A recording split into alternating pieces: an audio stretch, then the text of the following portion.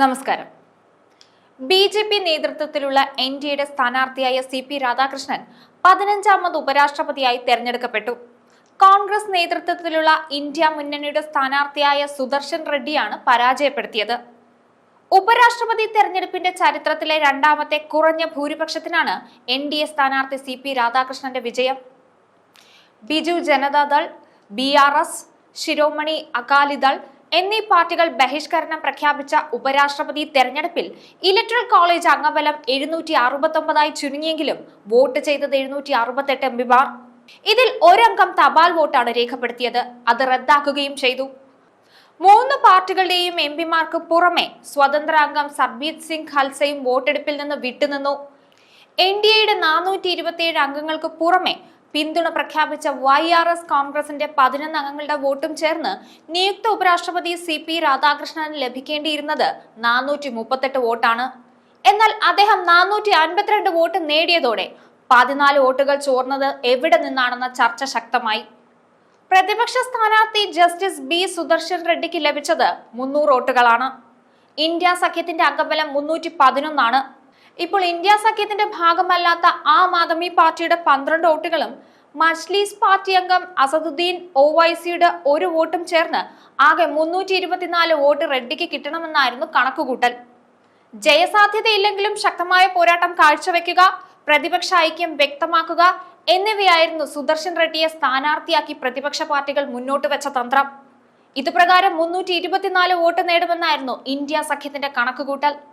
പ്രതിപക്ഷ ഐക്യത്തോടെ നിലകൊണ്ടെന്നും 315 എംപിമാരിൽ നിന്ന് vote രേഖപ്പെടുത്തിയെന്നും 100% polling എന്നും വോട്ടെടുപ്പ് സമയം പൂർത്തിയായതിന് തൊട്ടു പിന്നാലെ കോൺഗ്രസ് ജനറൽ സെക്രട്ടറി ജയറാം രമേശ് എക്സിൽ കുറിച്ചിരുന്നു. 324-ൽ 9 വോട്ടുകൾ ലഭിച്ചില്ലെന്ന സൂചന അതിലുണ്ട്. എന്നാൽ അവിടെയും ഒരു പ്രശ്നമുണ്ട്. അസാധുവായ 15 വോട്ടുകൾ ജയറാം രമേശ് പ്രതീക്ഷിച്ച കണക്കിൽ പെടുത്തിയാലും എൻ.ഡി.എക്ക് അധികമായി കിട്ടിയ 14 വോട്ടുകൾ ഏതൊക്കെയാണെന്ന ചോദ്യം ബാക്കിയാണ്. ഇന്ത്യ സഖ്യത്തിന്റെ 311 പുറമെ 4 വോട്ടുകൾ കൂടി ചേർത്ത കണക്കാണ് ജയറാം രമേശ് അവതരിപ്പിച്ചത്. അത് ആം ആദ്മി പാർട്ടിയുടെയും ഒവൈസിയുടെയും എന്ന് അനുമാനിക്കാം. അങ്ങനെയെങ്കിൽ ആം ആദ്മിയുടെ 3 വോട്ടുകൾ പ്രതിപക്ഷത്തിന് അനുകൂലമായി പോൾ ചെയ്യപ്പെട്ടിട്ടുണ്ടെന്ന് കണക്കാക്കണം. അവശേഷിച്ചത് അവരുടെ 9 വോട്ടുകളാണ്. അതിനു പുറമെ 5 വോട്ടുകൾ കൂടി ഇന്ത്യ സഖ്യത്തിൽ നിന്ന് ചോർന്നെന്ന് കരുതണം. ലോക്സഭയിൽ 542, രാജ്യസഭയിൽ 239 എന്നിങ്ങനെയാണ് നിലവിലെ അംഗബലം. ഇവരിൽ എൻ.ഡി.എക്ക് ലോക്സഭയിൽ 293, രാജ്യസഭയിൽ 134 എന്നിങ്ങനെ അംഗങ്ങളുണ്ട്. YSR കോൺഗ്രസിന് ലോക്സഭയിൽ 4, രാജ്യസഭയിൽ 7 അംഗങ്ങളുണ്ട്. 394 അംഗങ്ങളുടെ പിന്തുണയാണ് ഉപരാഷ്ട്രപതി സ്ഥാനാർത്ഥിക്ക് വിജയിക്കാൻ വേണ്ടിയിരുന്നത്.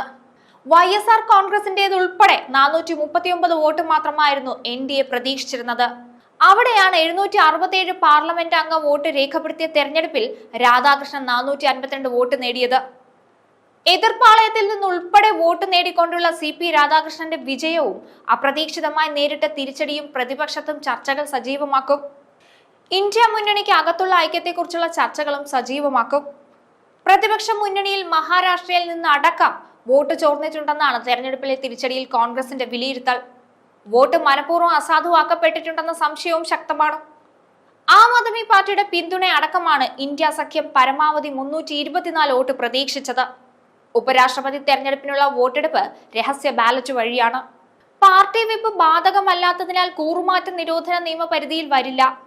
അംഗങ്ങൾക്ക് ഇഷ്ടമുള്ള ആൾക്ക് വോട്ട് ചെയ്യാമെന്നതുകൊണ്ട് തന്നെ പരമാവധി എതിർപക്ഷത്തിന്റെ വോട്ടുകൾ അടർത്തി മാറ്റാനും സ്വന്തം വോട്ടുകൾ ചോർന്നു പോകാതെ ഉറപ്പിച്ചു നിർത്താനുമുള്ള ശ്രമത്തിലായിരുന്നു മുന്നണികൾ. അവിടെയാണ് ബി.ജെ.പിയുടെ മുന്നിൽ കോൺഗ്രസ് പരാജയപ്പെട്ടത്. പരാജയം ഉറപ്പായിരുന്നെങ്കിലും ഒപ്പമുള്ള വോട്ടുകൾ ഉറപ്പിച്ചു നിർത്താൻ കഴിഞ്ഞില്ല എന്നതായിരിക്കും കോൺഗ്രസിനെ കൂടുതൽ വിഷമിപ്പിക്കുന്നത്. ഇന്ത്യ മുന്നണി പിളർപ്പിലേക്കെന്ന് വരെ വേണമെങ്കിൽ ബി.ജെ.പിക്ക് ആരോപിക്കാവുന്ന സ്ഥിതിയിലേക്ക് കാര്യങ്ങൾ എത്തിയിരിക്കുകയാണ്. ന്യൂസ് ഡെസ്ക് ഇന്നാണ് മലയാളം.